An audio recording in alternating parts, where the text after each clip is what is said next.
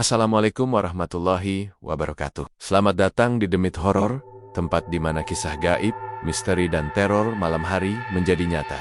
Bersiaplah, karena setiap cerita punya sisi gelap yang tak semua berani ungkap. Semakin pelan, efek angin berhembus, atau suara seretan matikan lampu, pasang headsetmu. Dan jangan lupa baca doa, karena kamu sedang memasuki dunia The Myth Horror.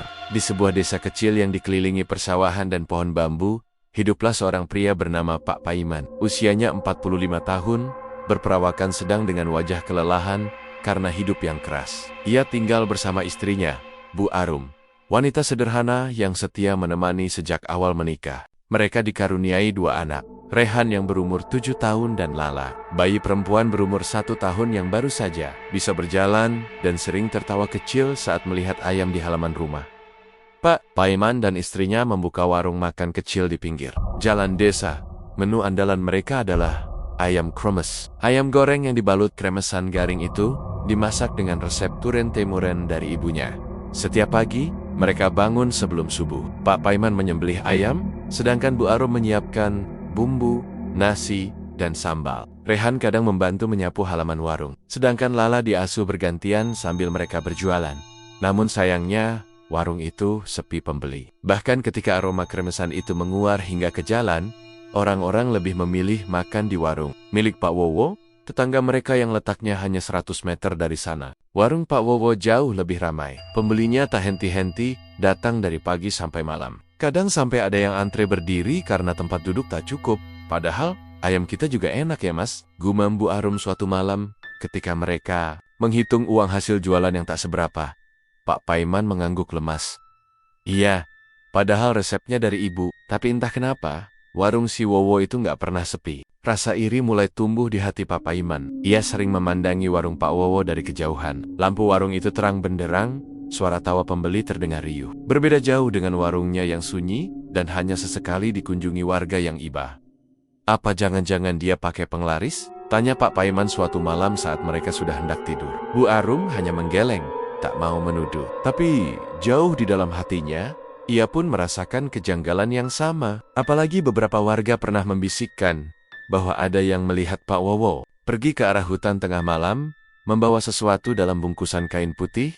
Hari demi hari, keuangan makin terhimpit. Rehan butuh biaya sekolah, Lala butuh susu dan popok, dan hutang ke warung sembako makin menumpuk. Sementara itu, para pemasok ayam mulai menolak memberi utang, karena tagihan sebelumnya belum dilunasi. Pak Paiman mulai sering melamun. Ia duduk di bangku panjang depan warungnya hingga malam, menatap kosong ke jalan desa yang gelap. Malam itu, hujan gerimis turun perlahan. Di tengah sunyi, terdengar suara ayam berkokok, padahal sudah lewat tengah malam. Anehnya, suara itu terdengar dekat, sangat dekat, seperti di belakang warung.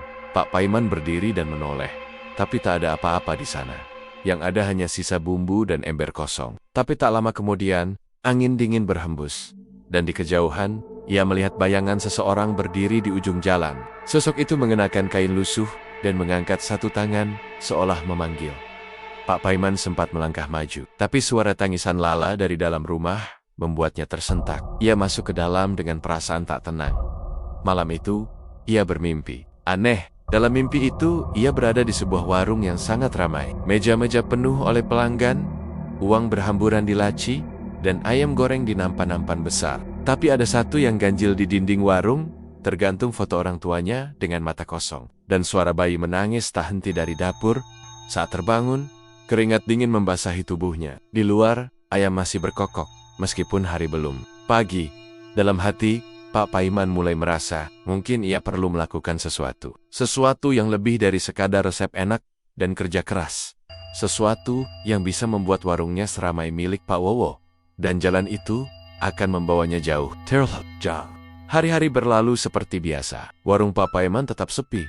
Hanya beberapa pembeli yang datang karena kasihan. Setiap malam, setelah membereskan dagangan yang tak laku, Pak Paiman duduk termenung di teras warung, menatap langit malam yang semakin gelap. Hatinya penuh dengan rasa kecewa, marah, dan iri. Hatinya menjerit, kenapa hidup saya begini-begini saja? Padahal saya kerja keras siang malam. Satu malam, saat waktu menunjukkan pukul 1 dini hari, Pak Paiman mendengar suara berbisik dari arah belakang warung. Kalau kau ingin ramai, aku bisa bantu. Suara itu pelan, Serak, seperti suara orang tua yang sudah habis napasnya. Pak Paiman sontak menoleh ke belakang. Tidak ada siapa-siapa, tapi suara itu terdengar lagi. Datanglah ke pertigaan pohon beringin malam Jumat, bawa sesaji, dan niat yang sungguh-sungguh. Pak Paiman merinding. Bulu kuduknya berdiri. Tapi ia tidak merasa takut. Justru ada sesuatu dalam dirinya yang tergerak seperti ada pintu yang terbuka lebar di pikirannya. Dan pintu itu dipenuhi bayangan uang, pembeli, dan warung yang ramai. Keesokan harinya, Pak Paiman tak menceritakan apa pun kepada Bu Arom. Ia hanya lebih banyak diam dan terlihat murung. Matanya sayu, seperti memikirkan sesuatu yang berat. Malam Jumat pun datang. Diam-diam, ia pergi setelah Bu Arom dan anak-anak tidur. Ia membawa kemenyan, 1 ayam mentah, segenggam tanah kuburan dari belakang rumah, dan seikat bunga kantil. Semua itu ia letakkan di dalam besek anyaman bambu. Langkahnya menuju pertigaan pohon beringin di ujung desa sangat berat. Lokasi itu dikenal angker oleh warga. Conan, dulu ada seorang dukun sakti yang dikubur hidup-hidup di bawah akar beringin itu karena ilmu hitam yang diturunkannya membunuh banyak orang. Tapi Pak Paiman sudah tidak peduli.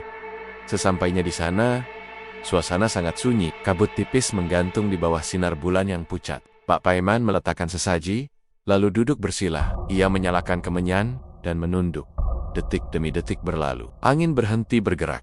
Suara jangkrik mendadak lenyap. Udara terasa berat seperti ditekan ribuan batu.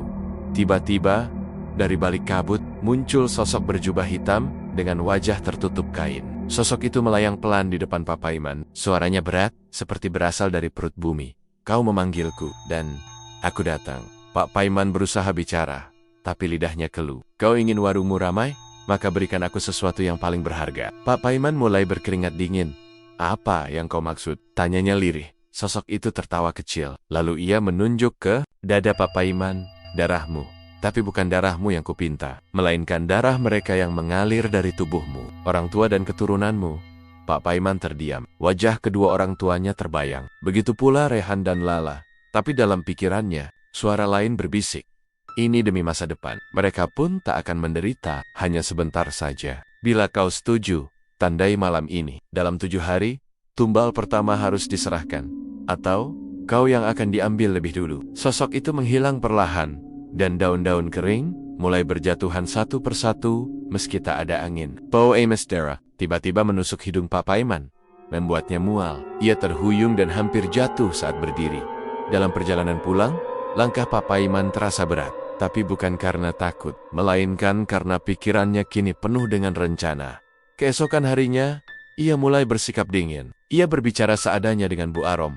Ia mulai menelepon orang tuanya yang tinggal di desa sebelah, mengundang mereka datang minggu depan untuk makan bersama. Ia bahkan membeli daging ayam lebih banyak dari biasanya. Seolah tahu kalau warungnya akan segera ramai. Di matanya, segala penderitaan akan segera berakhir. Yang perlu dilakukan tinggal satu hal, menyerahkan darah dagingnya sendiri. Dan dari sinilah, jalan menuju kegelapan itu benar-benar dimulai. Hari Minggu pagi, matahari baru saja naik ketika sepasang suami istri tua datang ke rumah Pak Paiman. Mereka adalah orang tua kandungnya Pak Suraji dan Bu Minem. Wajah mereka penuh senyum, meski tubuh sudah mulai bungkuk dimakan usia. Keduanya datang dengan membawa ale-ale sederhana, ketela rebus, dan sebungkus kacang godok. Sesuatu yang sering mereka bawa setiap kali menengok anak dan cucu mereka.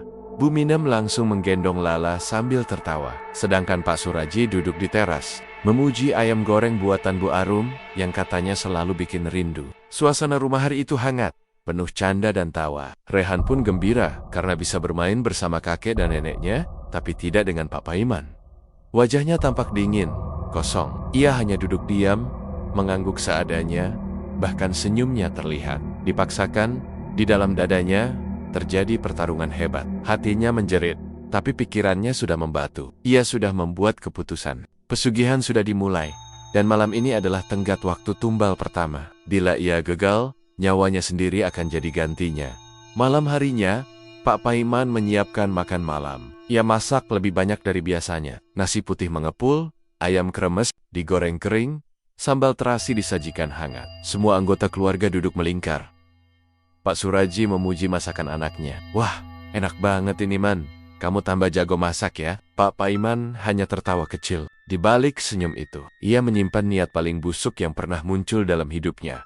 Setelah makan malam, saat semuanya mulai mengantuk, Pak Paiman menawarkan teh hangat. Namun teh yang ia sajikan untuk kedua orang tuanya berbeda. Tidak, telah diteteskan cairan dari botol kecil pemberian sosok gaib saat ritual. Cairan itu bening, tak berbau, tapi mematikan. Minum ini, biar nggak masuk angin. Pak, Bu, katanya sambil menyodorkan gelas.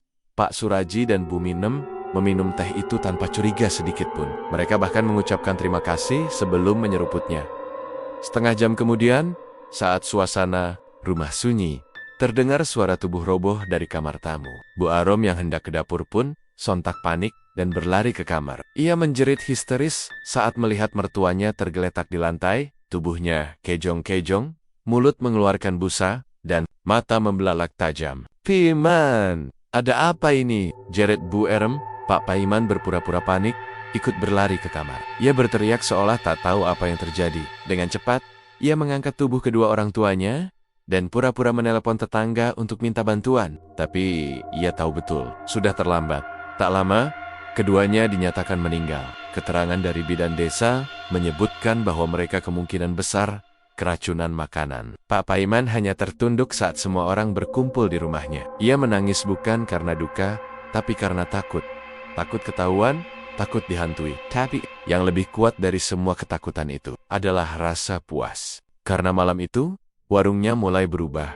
Keesokan harinya, hal aneh mulai terjadi. Warung yang biasanya sepi, mendadak dipenuhi pembeli sejak pagi. Padahal belum sempat buka, orang-orang sudah antre. Beberapa bilang, mereka mencium aroma ayam goreng yang sangat harum dari arah warung bahkan dari jarak jauh. Beberapa pembeli bahkan mengaku bermimpi makan di warung Pak Paiman malam sebelumnya. Padahal mereka belum pernah ke sana. Bu Arom bingung, tapi senang. Ia menyangka ini adalah berkah. Tapi Pak Paiman hanya tersenyum tipis dari balik dapur. Tangannya menggenggam pisau tajam, memotong ayam satu demi satu dengan penuh semangat. Namun di tengah euforia itu, Rehan mulai bersikap aneh. Anak laki-laki itu kerap melamun. Ia pernah berkata melihat kakek dan neneknya berdiri di pojok dapur sambil menangis, dengan tubuh gosong seperti terbakar mereka belang. "Mereka nggak mau jadi ayam goreng, Pak," bisik Rehan pelan sambil menggambar di buku gambarnya. Pak Paiman langsung menampar meja. "Jangan ngawur kamu, itu cuma mimpi." Tapi malam harinya, Pak Paiman sendiri tak bisa tidur. Ia mendengar suara langkah kaki di atap.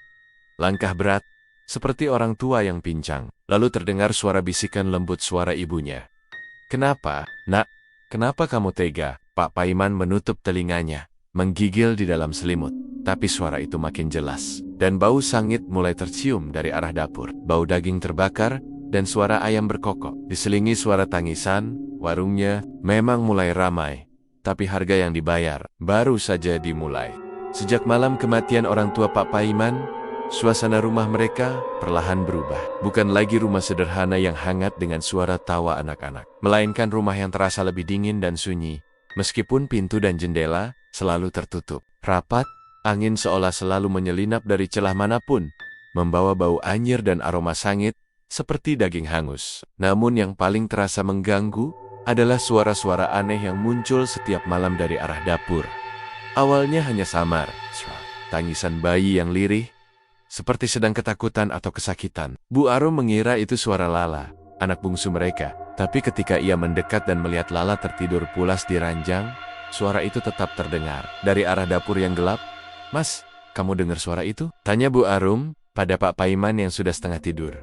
"Suara apa?" jawabnya, malas, pura-pura tak peduli. Padahal, jauh di dalam hatinya, ia juga mendengar suara itu. Dan ia tahu persis, itu bukan suara Lala. Malam-malam berikutnya, suara tangisan itu makin jelas. Kadang diselingi suara cakaran kuku di lantai kayu, kadang terdengar juga suara seseorang tertawa cepat dan lirih, seperti suara anak kecil yang sedang bermain. Atau menggek Rehan pun mulai berubah. Anak itu jadi pendiam dan sering melamun.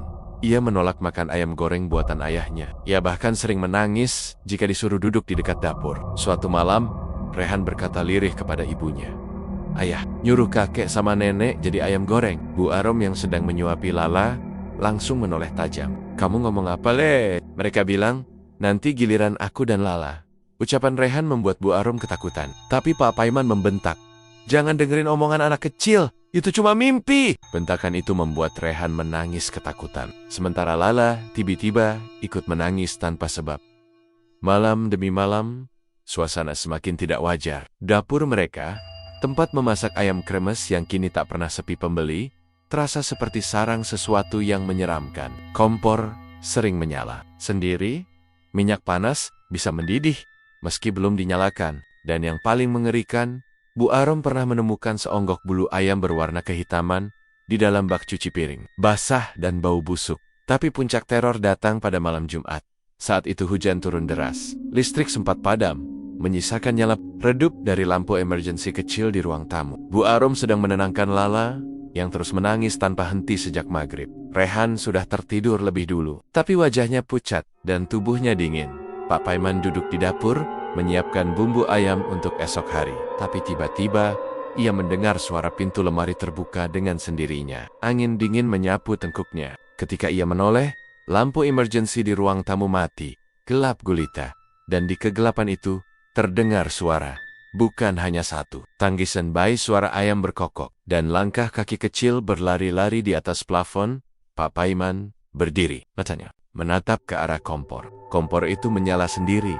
Apinya membesar, dan dari dalam wajan muncul aroma amis yang sangat tajam. Kemudian muncul sosok bayangan hitam, menyerupai tubuh wanita tua yang terbakar sebagian. Sosok itu berdiri tepat di sebelah tungku, menatap Pak Paiman tanpa mata. Mulutnya terbuka lebar, dan dari mulut itu keluar suara. "Masak, aku sampai gosong, Nak." Pak Paiman terpaku, tak bisa bergerak. Mulutnya terbuka, tapi tak ada suara keluar. Sosok itu melayang ke arahnya, dan tiba-tiba api di wajan meledak kecil, menyambar lengan Pak Paiman. Ia terlempar jatuh ke belakang, menabrak rak bumbu. Sementara itu, Bu Arum mendengar suara ledakan dari dapur dan langsung berlari. Tapi ketika ia sampai di sana, tidak ada apa-apa. Kompor mati. Semua terlihat normal. Hanya satu hal yang aneh, lantai dapur basah oleh minyak. Dan di pojok ruangan, ada jejak kaki kecil, basah, dan mengarah ke atas plafon.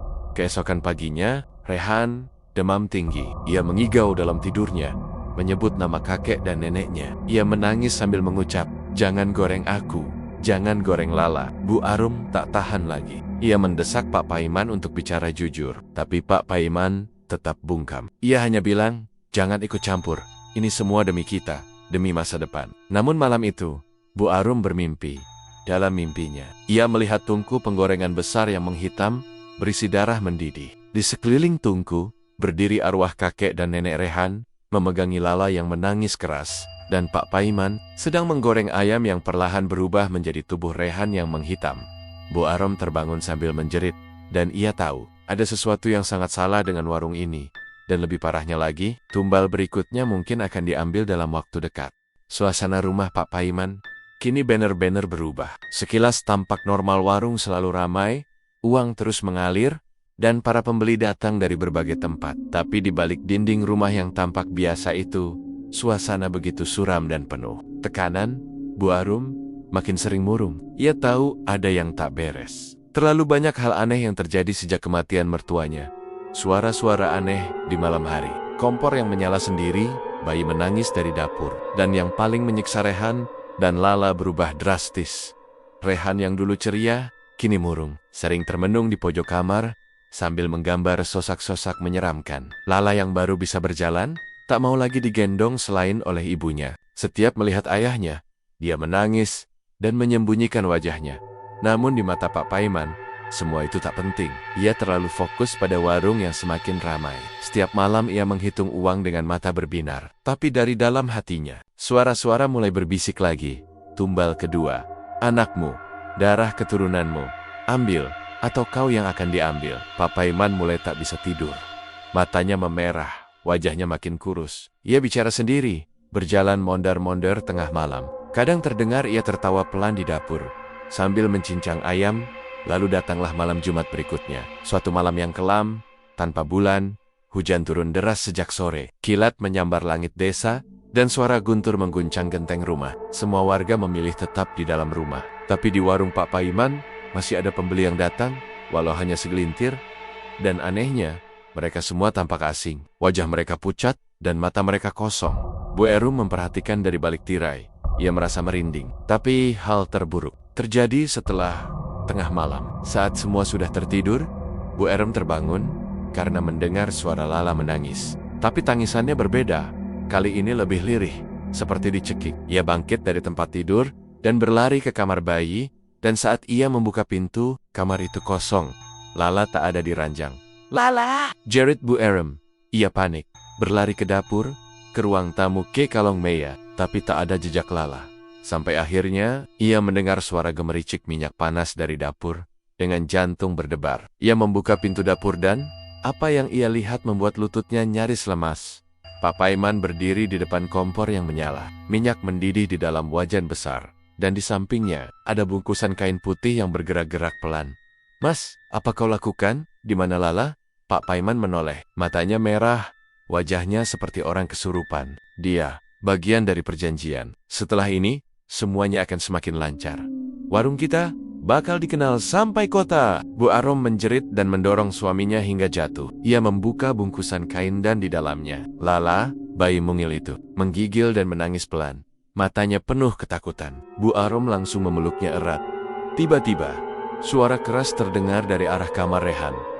"BUKK!" Bu Arom berlari sambil menggendong Lala dan mendapati pintu kamar Rehan terbuka. Anak laki-laki itu terbaring di lantai, tubuhnya kejang-kejang, mulutnya berbusa, dan matanya melotot ke atas, seperti melihat sesuatu yang mengerikan di langit-langit. "Rehan!" Bu Arum memeluk Rehan, panik, mencoba menyadarkannya, tapi Rehan hanya mengigau lirih. "Aku lihat api, aku lihat nenek, aku lihat Lala digoreng." Pak Paiman masuk perlahan dari belakang, wajahnya penuh luka gores, akibat didorong istrinya, tapi senyumnya lebar. Kalau satu tidak cukup, maka dua akan mempercepat. Makin cepat, makin kuat. Bu Arum berdiri dan menampar wajah suaminya keras-keras. "Kau gila, itu anak-anakmu." Pak Paiman terdiam, tapi suara-suara dari dalam rumah mulai bergema.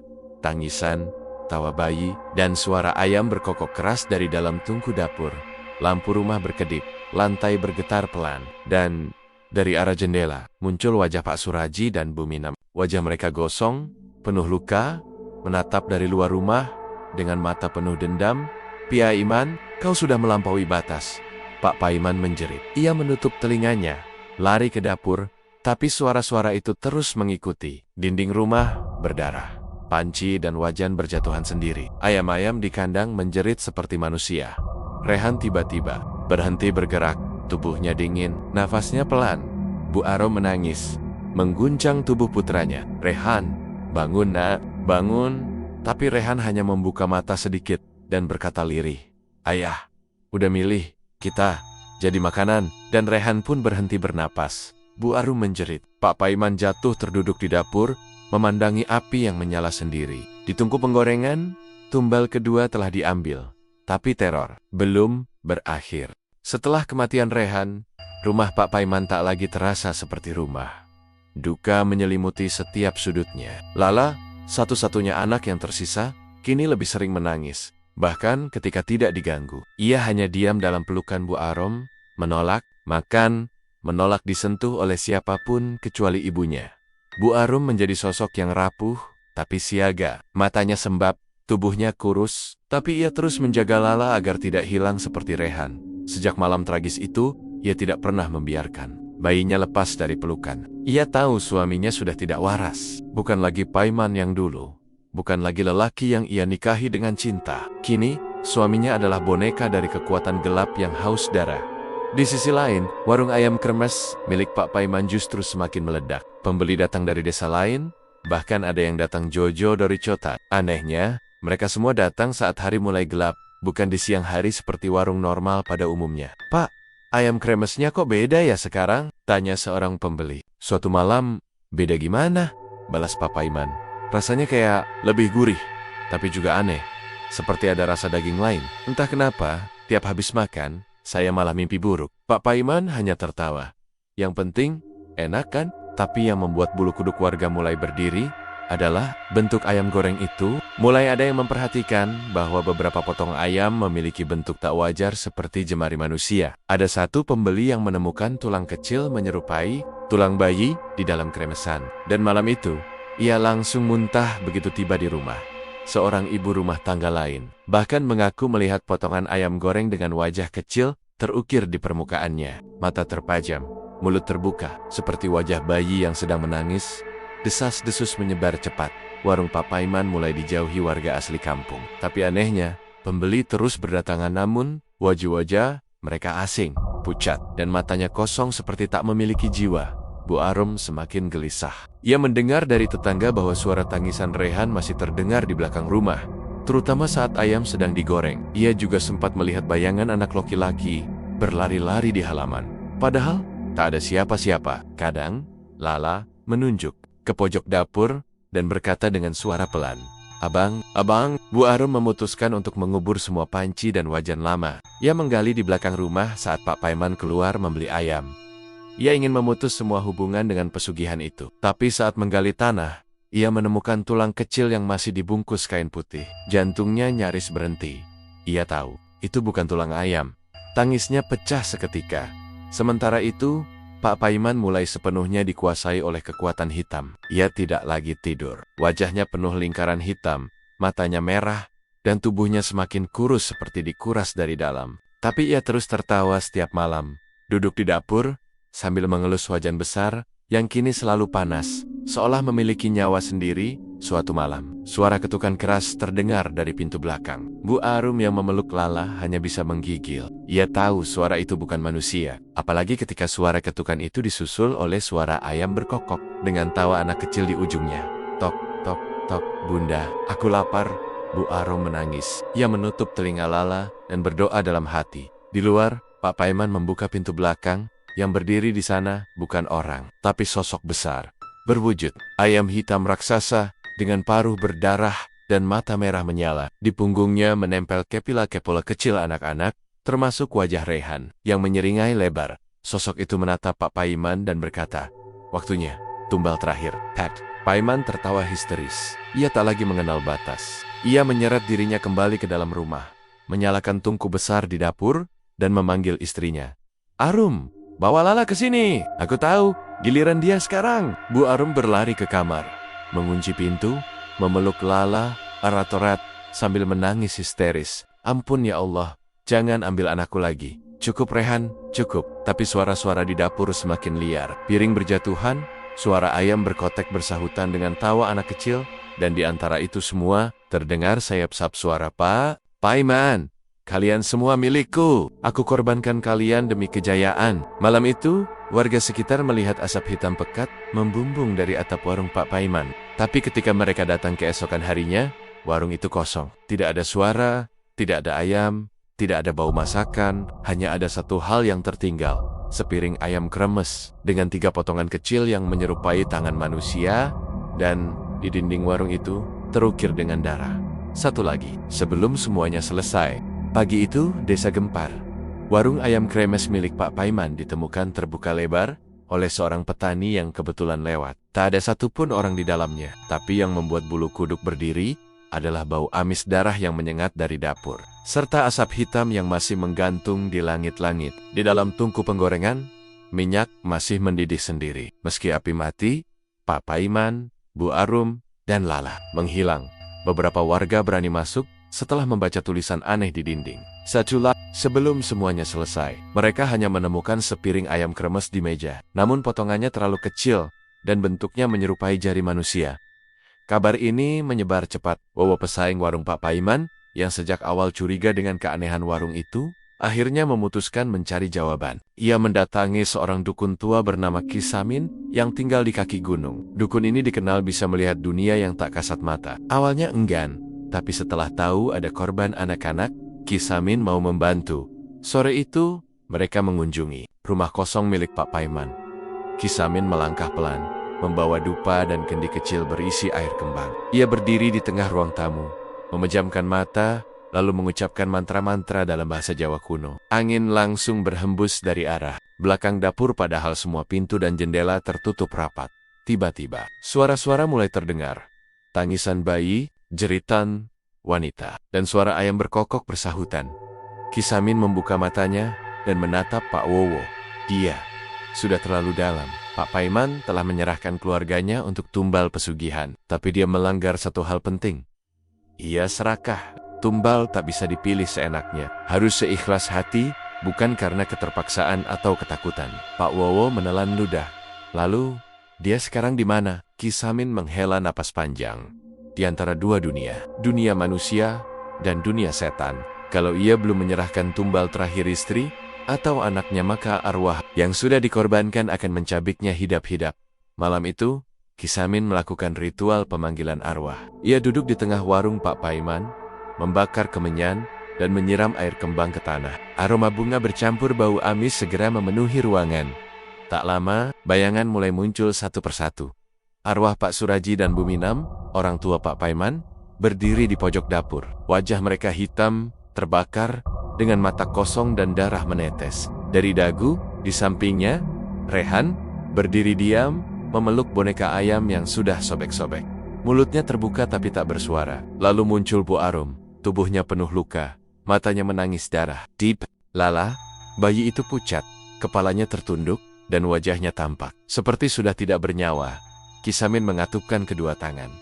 Ya Tuhan, semua sudah dikorbankan. Lalu dari dalam dinding muncul sosok Pak Paiman. Tapi tubuhnya sudah bukan manusia seutuhnya. Kulitnya gosong, separuh wajahnya berubah menyerupai paruh ayam. Dari punggungnya tumbuh bulu-bulu kasar berwarna hitam pekat, mulutnya menganga seperti ingin berteriak. Tapi suara yang keluar hanyalah kokokan ayam yang parau dan penuh penderitaan. Aku bohong, tijik. Teriakan itu mengguncang dinding warung. Kisamin langsung menancapkan pisau keramat ke lantai tanah. Cahaya kuning menyebar cepat dan mengurung sosok-sosok itu dalam lingkaran. Arwahmu tak diterima dimanapun, Paiman. Kau bukan milik dunia ini, dan kau bukan milik dunia sana. Kau akan terkurung dalam panas penggorenganmu sendiri selamanya. Pak Paiman menjerit. Tubuhnya terbakar perlahan, api keluar dari pori-porinya. Arwah Rehan dan Lala menatapnya dengan kosong, lalu memeluk Bu Arum dan menghilang bersama cahaya ke langit-langit. Setelah itu, warung mendadak gelap, sunyi, semua hilang. Kisamin terduduk lemas. Sudah selesai, tapi tempat ini akan menyimpan dendam dan bau kematian untuk waktu yang lama. Sejak malam itu, warung ayam kremes Pak Paiman tak pernah dibuka lagi. Warga menutupinya dengan papan dan seng, dan memberi tanda angker besar-besar di depan. Tapi setiap malam Jumat, masih terdengar suara penggorengan berdenting. Iom berkakok, dan tawa kecil anak-anak dari dalam. Beberapa warga bersumpah pernah melihat bayangan Pak Paiman berdiri di jendela dapur, menatap keluar sambil mengelus pisau. Dapurnya, dan kalau ada orang iseng yang mencoba mendekat saat tengah malam, kadang mereka akan mencium aroma ayam kremes yang luar biasa harum. Dan ketika mereka menoleh ke belakang, ada bayi kecil berdarah yang sedang duduk di pojok meja, memakan kremesan dengan mata kosong. Setelah kejadian malam ritual pemanggilan arwah itu, keadaan desa tidak pernah benar-benar tenang lagi. Warga masih takut melintas di depan bekas warung ayam kremes Pak Paiman, terutama saat malam mulai jatuh. Ada yang bersaksi melihat asap hitam mengepul keluar dari celah papan warung. Ada pula yang mendengar suara jeritan bayi dan suara perempuan tertawa lirih dari dalam. Kisamin, yang semula mengira segalanya telah selesai, merasa terus-menerus diganggu dalam mimpinya. Hampir setiap malam, ia melihat Pak Paiman dalam wujud mengerikan berkulit hangus, bertaring, dan mata membara merah berteriak meminta ampun. Sekaligus manggil-manggil keluarganya yang sudah mati menjadi tumbal. Suatu malam, Kisamin kembali melakukan semedi. Tapi kali ini, ia tidak berada di warung itu. Ia memilih duduk bersila di rumahnya sendiri, menyalakan dupa dan lilin, sambil membaca mantra-mantra pelindung. Saat ia menutup mata dan memasuki alam gaib, ia langsung tersedot ke sebuah tempat yang sangat asing, bukan di desa, bukan di hutan, tapi di dapur warung Pak Paiman. Hanya saja bentuknya sudah berubah seperti dapur neraka. Api menyala-nyala dari tungku-tungku yang terbuat dari tulang manusia. Kuali besar dipenuhi minyak panas yang menggelembung seolah bernyawa. Dan di tengah ruangan itu, Pak Paiman terikat dengan rantai dari usus sendiri. Tubuhnya sudah bukan manusia lagi. Wajahnya gabungan antara ayam, manusia, dan iblis. Paruhnya sobek, matanya hitam legam, dan dari punggungnya tumbuh sayap ayam raksasa berwarna merah darah. "Kembalikan aku ke dunia!" raung Pak Paiman. Suaranya berat dan berlapis seperti banyak makhluk berbicara sekaligus. Kisamin mencoba membaca doa, tapi tanah di bawahnya meleleh. Suhu meningkat drastis. Tiba-tiba, dari atas langit-langit, mongkuel Bu Arum tubuhnya menggantung, terbalik, dengan rambut panjang menjuntai sampai lantai, dan bola matanya sudah tak ada, hanya rongga yang menghitam. Di pangkuannya, Rehan dan Lala duduk diam, seperti boneka mati. Namun sesekali tersenyum dengan gigi yang menghitam. Kau mengorbankan kami. Demi ayam kremesmu, Paiman, ucap Bu Arom dengan suara menggema. Tapi, kau tetap kalah. Dan sekarang, kita semua terperangkap karena keserakahanmu. Pak Paiman meronta, menjerit, mencoba menggapai mereka, tapi rantai dari tubuhnya semakin mengencang. Dari balik lantai mengkruil tanggen-tanggen hitam yang menarik tubuhnya perlahan ke dalam kuali minyak mendidih. Bau daging terbakar memenuhi udara. Ki Samin membuka mata dengan napas terengah. Peluh membanjiri wajahnya. Ia sadar, roh keluarga itu tidak bisa diselamatkan lagi. Mereka sudah menjadi bagian dari dimensi kegelapan akibat pesugihan yang menyimpang. Namun yang lebih mengerikan, mereka tidak sendiri. Ratusan jiwa lain mantan pelaku pesugihan dari berbagai zaman ikut terperangkap di dapur neraka itu. Semua berwujud cacat dan menyedihkan. Tangisan, jeritan, dan suara ayam kremes beradu jadi satu. Membentuk harmoni yang membuat gila siapapun yang mendengarnya terlalu lama sejak malam itu. Gangguan makin menjadi-jadi, satu keluarga yang nekat pindah ke dekat warung itu ditemukan mati gosong dalam semalam, dengan tubuh yang bau minyak dan kremesan berserakan di sekelilingnya. Anak-anak kecil yang bermain di dekat sana tiba-tiba kerasukan, menangis sambil berkata, "Aku lapar, ayah, belum kasih aku makan ayam kremes." Orang tua mereka ketakutan, dan warga desa bersepakat untuk membakar seluruh warung itu hingga rata dengan tanah. Malam Jumat Kliwon, belasan warga datang membawa bensin dan obor. Namun saat api menyala, terdengar suara ayam berkokok panjang bukan dari ayam biasa, melainkan dari dalam tanah. Api yang seharusnya membakar kayu, justru menyebar ke udara membentuk wajah besar Pak Paiman yang menjerit dan tertawa bersamaan. "Makanlah ayam kremesku, aku tidak pernah mati!" Suara itu menggetarkan bumi. Langit mendadak gelap, angin berhembus kencang, dan semua warga lari terbirit-birit-birit. Api tak mempan. Warung itu hanya menjadi hangus setengahnya, sementara bagian dapurnya tetap utuh. Aneh dan menyeramkan. Kini, warung ayam kremes itu dikenal sebagai dapur setan oleh warga. Tak ada yang berani menyentuh atau mendekat lagi. Ki Samin sendiri memilih pindah desa karena terus-terusan dihantui bayangan keluarga Pak Paiman. Namun, satu hal yang tak bisa dihindari. Aroma ayam kremes dari warung itu masih muncul tiap malam Jumat, dan jika kau lewat dan menghirup aromanya terlalu dalam, jangan kaget jika tiba-tiba kau mendengar suara kecil dari belakangmu. "Pak, aku mau paha ayam, kayak dulu." Waktu terus berlalu, bertahun-tahun sejak tragedi warung ayam kremes milik Pak Paiman. Tapi bau harum ayam goreng kremes dari warung terbengkalai itu masih saja muncul setiap malam Jumat Kliwon. Warung yang setengah terbakar itu kini ditutupi. Semak dan ilalang tapi Dupernia tempat segalanya bermula masih utuh, hitam berjelaga, dan terasa panas seperti bara. Penduduk desa kini hidup dengan rasa takut yang diam. Tak ada yang berani mendekati lokasi itu, bahkan sekadar melirik pun dihini. Orang-orang hanya berbisik bahwa roh keluarga Pak Paiman belum benar-benar pergi, bahwa dendam dan kutukan mereka masih menempel di tanah, minyak, dan darah yang pernah tertumpah di sana. Suatu hari, datanglah seorang pemuda dari kota, namanya Gilang, seorang konten kreator horor yang sedang naik daun. Ia mendengar kisah warung angker itu dari komentar salah satu pengikutnya. Baginya, ini adalah kesempatan emas untuk menambah konten viral.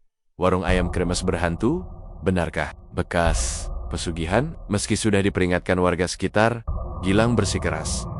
Itu kan cuma cerita kampung. Biar saya buktikan langsung kalau itu cuma mitos," katanya sombong sambil membawa kamera dan peralatan perekam. Malam pun tiba.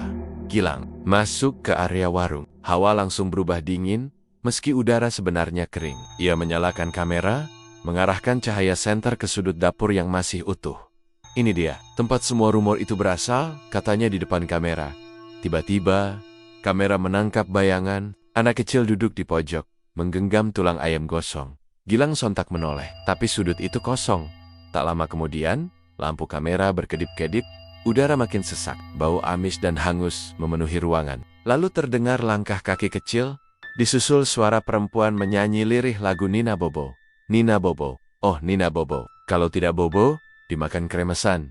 Senter Gilang mati total. Ia mulai panik. Ketika mencoba keluar, pintu dapur tertutup. Sendiri dengan suara menggelegar, dari arah dapur, asap hitam keluar perlahan, membentuk siluet wajah Pak Paiman.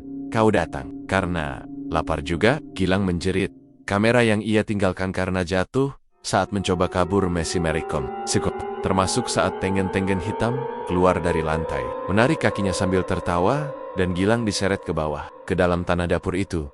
Esok paginya, warga menemukan kamera itu tergeletak di luar warung. Layar terakhir menunjukkan Gilang menjerit dan teriakan ayam disembelih bersehet-sahuten. Tubuh Gilang tidak pernah ditemukan. Setelah kejadian itu, rumor warung ayam kremes Pak Paiman kembali merebak keluar desa. Banyak orang penasaran dan mencoba datang. Beberapa sekadar melihat-lihat, beberapa mencoba melakukan ritual pembuktian, dan tak sedikit yang menghilang atau pulang dalam keadaan tak waras.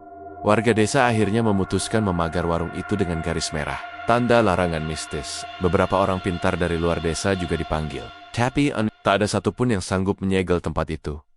Kisah Miniang saat itu sudah sekarat karena usia akhirnya berbicara terakhir kalinya. Sebelum meninggal dunia, warung itu bukan sekadar tempat makan. Itu sudah jadi gerbang antara dunia kita dan dunia mereka yang mati karena keserakahan. Selama masih ada orang yang ingin jalan pintas, tempat itu akan tetap hidup. Dan benar saja, hingga kini, pada malam Jumat Kliwon, warga masih mencium aroma ayam goreng yang sangat harum, terlalu harum untuk makanan dari dunia ini. Beberapa bahkan mendengar suara anak kecil tertawa, atau suara ibu menyuruh anaknya makan. Rehan, Lala, ayo makan dulu. Ayam kremesnya masih hangat. Warung itu tetap berdiri, tak bisa diruntuhkan, tak bisa dimusnahkan, karena ia bukan lagi bangunan biasa. Ia adalah tempat tinggal bagi mereka yang pernah mengorbankan cinta, keluarga, dan nurani demi rasa lapar akan kekayaan. Dan selama dunia ini masih punya manusia yang tamak, maka kutukan ayam kremes akan tetap abadi.